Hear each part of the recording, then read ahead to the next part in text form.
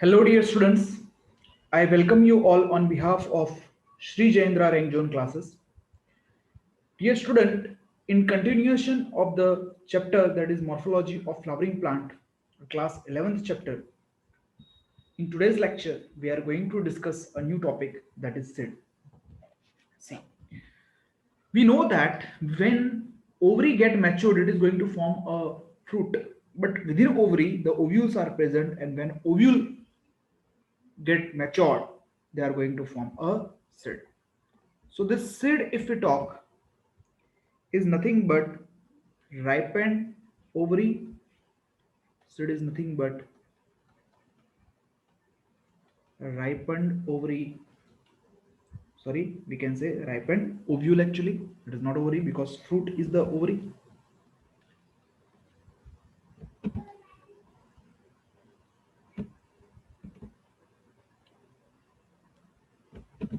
Ripened ovule after fertilization. Then it is known as seeds. So ripened ovary after fertilization, it is known as seed. And seed, it is found in gymnosperm and angiosperm. And when it is found in gymnosperm and angiosperm, it is one of the important, we can say,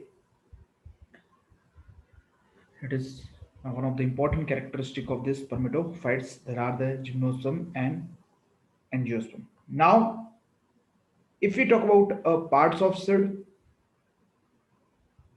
then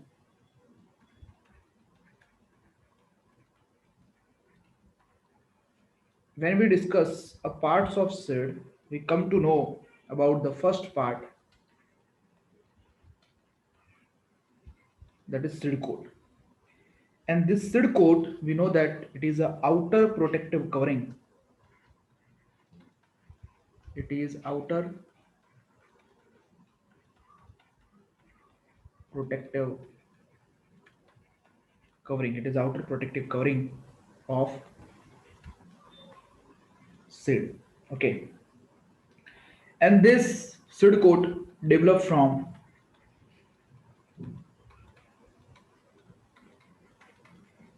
integument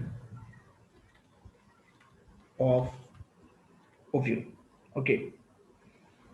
And in this also, you will see that there is a two layers of this seed coat.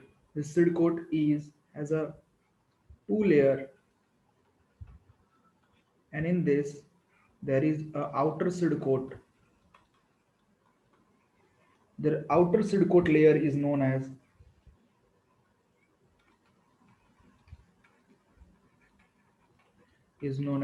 testa, and it is testa is developed from outer integument.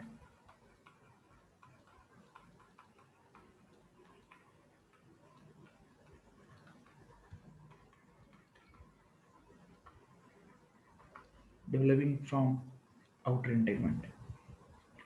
And another one is the inner seed coat layer, and this inner seed coat layer is tegmen, and this tegmen is thin and developing from inner integument. So these two layers are particularly found in the testa, in the seed coat. So if we draw somewhat structure, then it will be easy for us to understand. Suppose this is a dicot seed.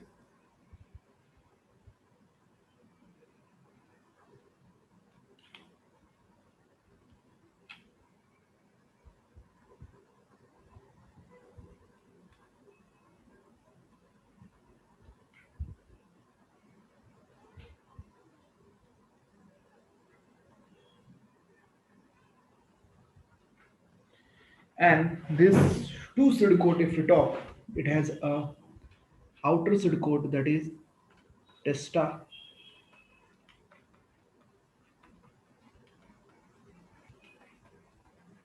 that is outer seed coat, and tegmen,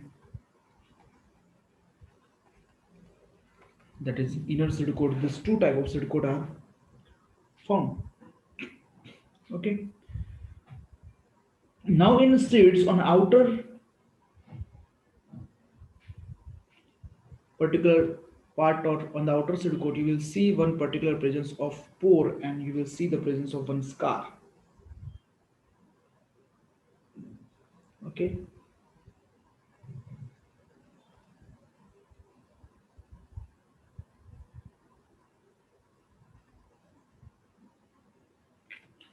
So you will see on the particularly one scar on the outer seed coat. This scar on outer seed coat represent hilum, and here you will see the presence of pore that represent micropyle.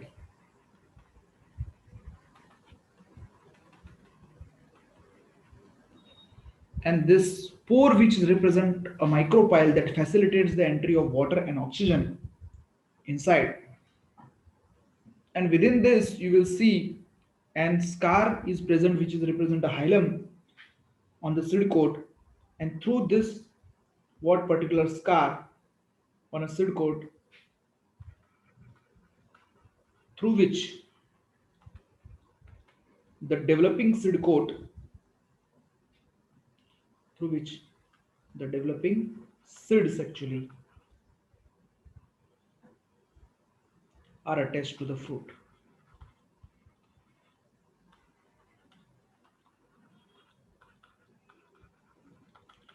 Now within this you will see the presence of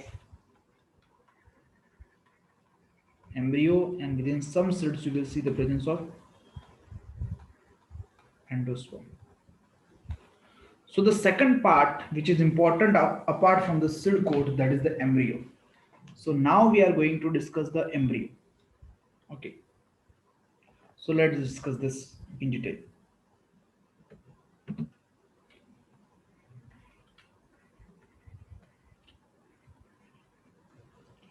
This embryo, if you talk, it is the most important part of seed. It developed from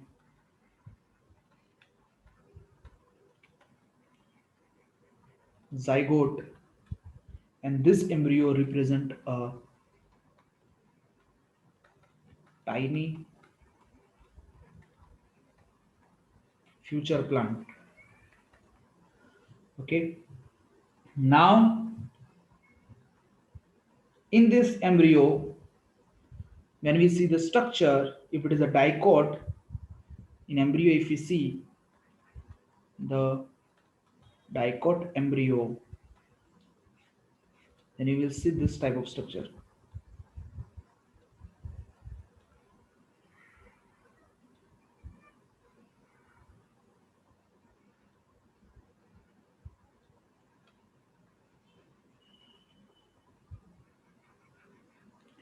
And in this part of structure, this whole is represented as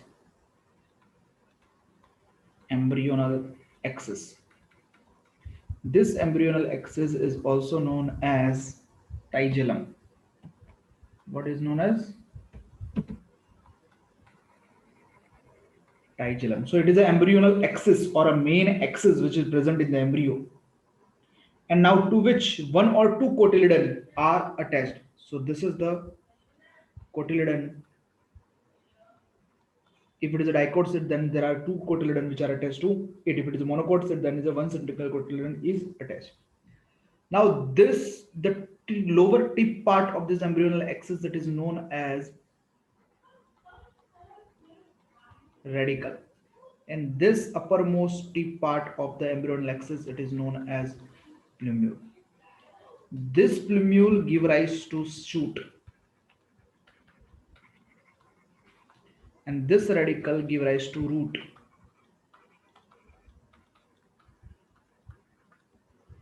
Now, in this, if we talk, then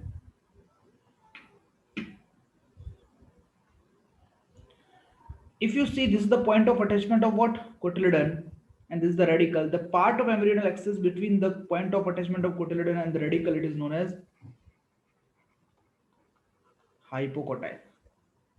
And this is the part of embryonal axis between the plumule and the cotyledon attachment site, that is known as epicotyle.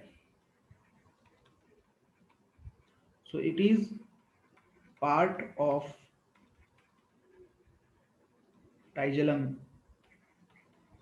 between plumule and cotyledon attachment site. Whereas if we talk about the hypocotyle, it is a cotyledon part of embryonal axis or tigellum,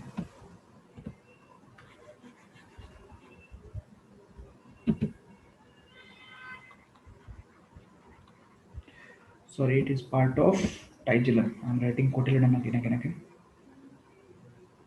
It is part of tigellum between radicle and cotyledon attachment site. So this way embryo is present. So this is the part of what? Embryo. Now after this embryo, you will see that one more structure is present, endosperm, which might be present, which might not be present. So it is not compulsory for that. So these are the two important parts, that is a seed coat and embryo. Now the another part which is seed, in seed it is found, that is endosperm.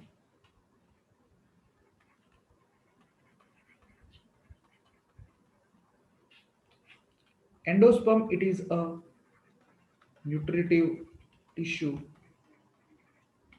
which provide nourishment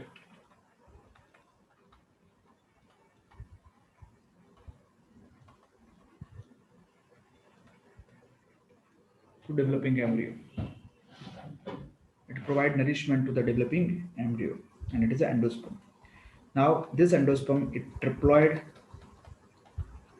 in case of angiosperm because it form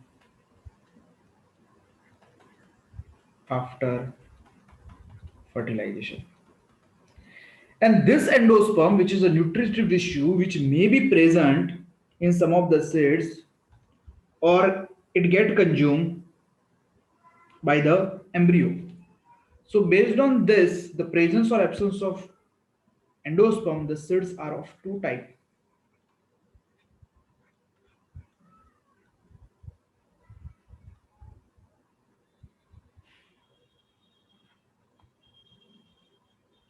Seeds are of two types: endospermic or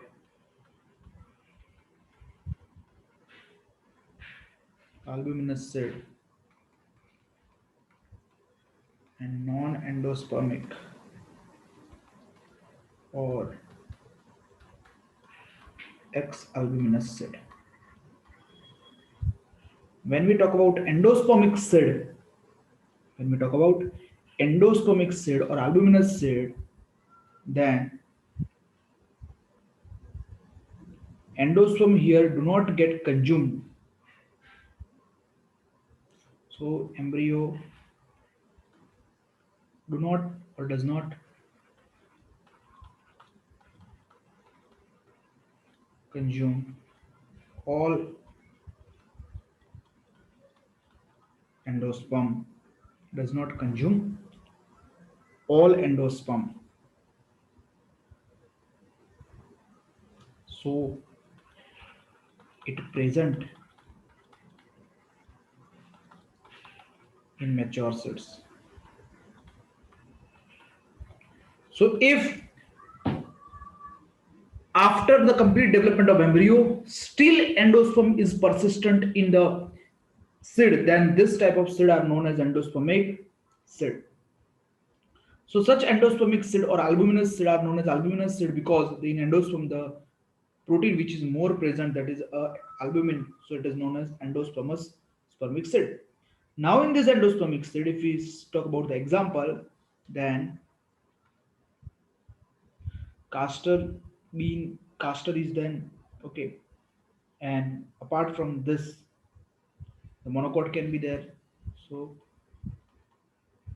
castor, maize, monocots. But in non-endospermic seed, endosperm get fully consumed during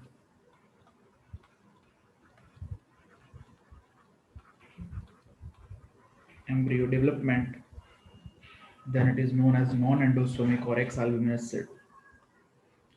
Now this non-endospermic or X-albuminous seed, if we talk example, then P bean, groundnut are non-endospermic seed. Okay, so this is the two type of seeds which are in the presence or absence of endosperm in the mature seeds. Now after this, one more type of seeds are found which are known as perispermic seed.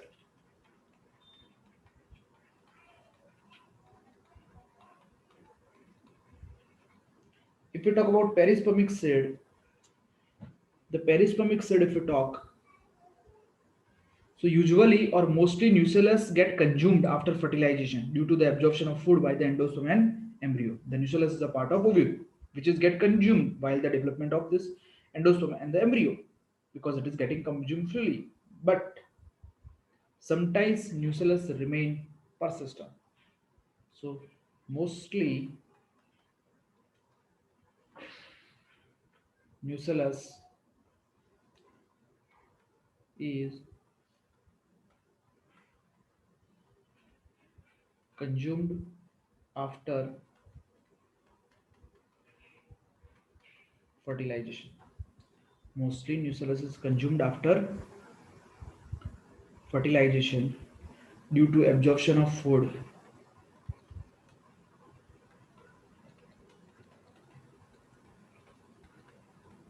due to absorption of food by endosperm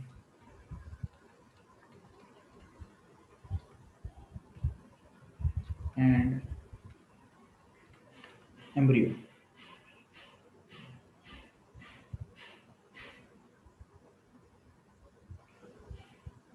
Sometimes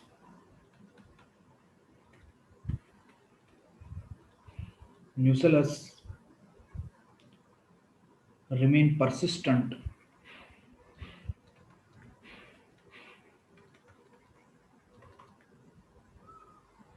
in seed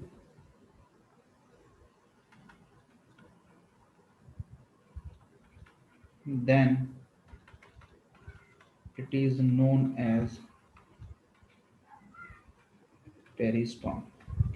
And this persistent nucellus containing seed are known as perispermic seeds. So such seeds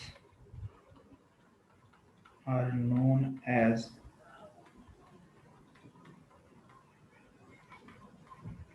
perispermic seed.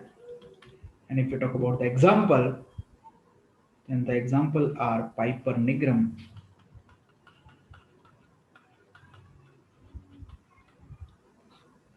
that is black pepper,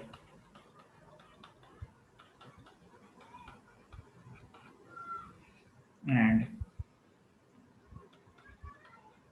beet, that is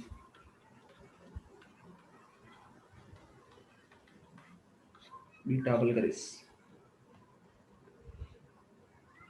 Okay, so this is the thing which is seen in case of the wheat, beta vulgaris, and the Piper nigrum, that is black pepper. Sometime Chalajosperm is also found. When a perisperm like tissue is found in the chalaza region, then it is known as chalajosperm.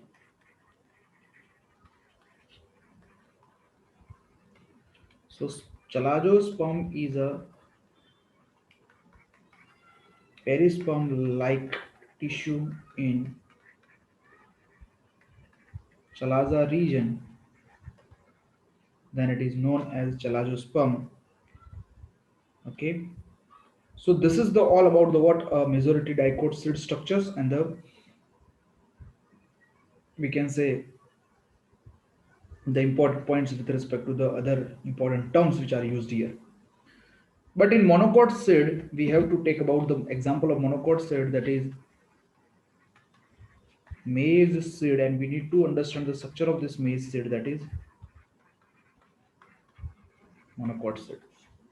If we draw the structure of maize seed, you will understand all the parts of this.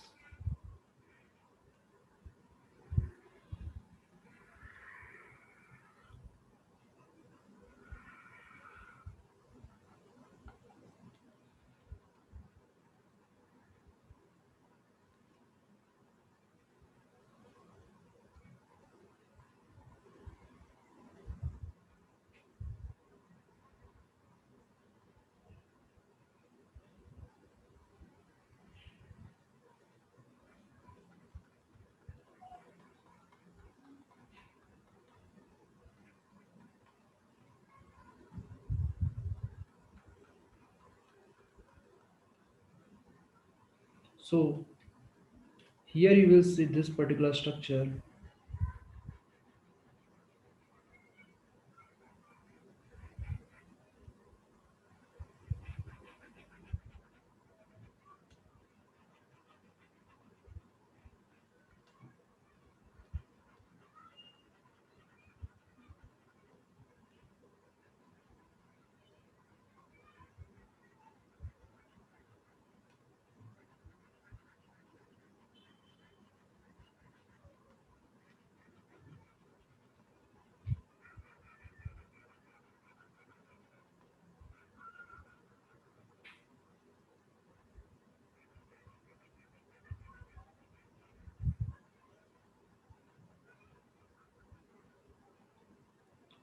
So this is the thing. Now this here, if you see, then this is the fused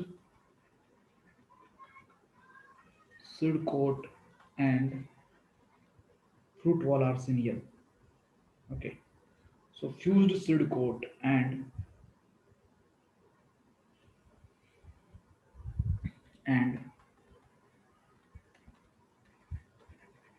fruit wall are found here. Then this is known as aileron layer, and this aileron layer is protein rich and it is triploid. Same way within this you will find here the endosperm. That endosperm is also protein rich and triploid. Apart from this, here you will see the presence of a single cotyledon, and this single cotyledon is known as scutellum. Apart from this, you will see the presence of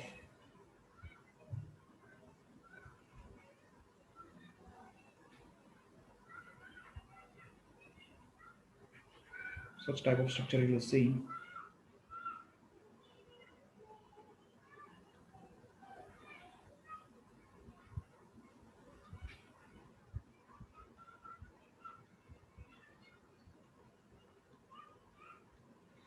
Okay, so in this, if you see, this is the scutellum.